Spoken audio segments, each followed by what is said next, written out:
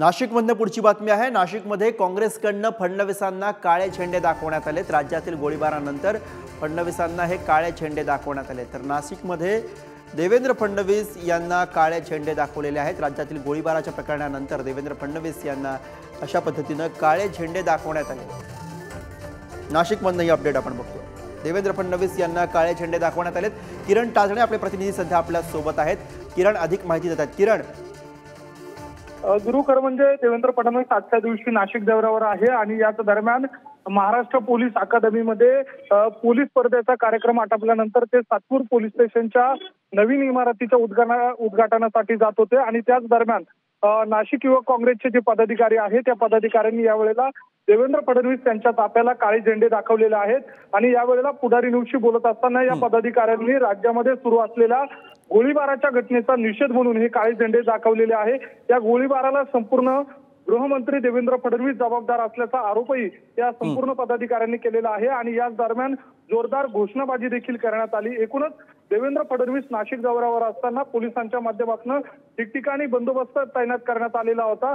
अशातही या सगळ्या युवक पदाधिकाऱ्यांनी देवेंद्र फडणवीस यांच्या ताफ्याला काळे झेंडे दाखवून निषेध व्यक्त केलेला आहे। त्यामुळे पोलिसांच्या सुरक्षेवर देखील या निमित्तानं प्रश्न उपस्थित होत आहे। मात्र युवक काँग्रेसच्या जे पदाधिकारी होते ज्यांनी काळे झेंडे दाखवले त्यांना नाशिक पोलिसांनी ताब्यात घेतलं आणि आता पुढील कार्यवाही केली जाते। तर एकूणच राज्यामधील या सगळ्या गोळीबाराच्या प्रकरणामध्ये नाशिकमध्ये देवेंद्र फडणवीस यांना काळे झेंडे दाखवण्यात आले। धन्यवाद किरण सविस्तर माहितीसाठी।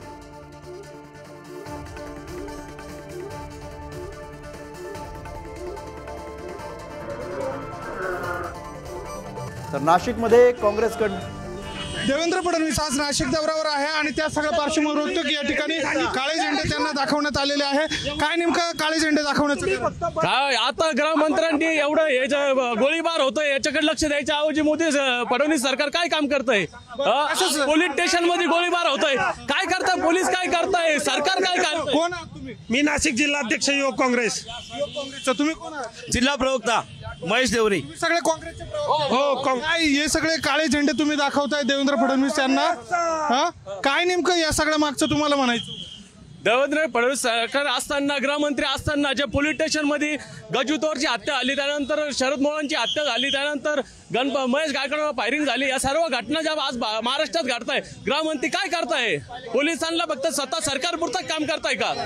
तुमचं काय म्हणणं? हा जो गोळीबार चालू आहे हा बंद झाला पाहिजे। हे गृहमंत्री असून करता काय?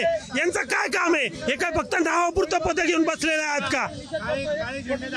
आपण बघतो की या ठिकाणी काळे झेंडे हे दाखवले जाते। महाराष्ट्रामध्ये जे सरकार आहे ते गुंडांचं सरकार आहे अशा पद्धतीचा आरोप या सगळ्या पदाधिकाऱ्यांकडून केला जातो।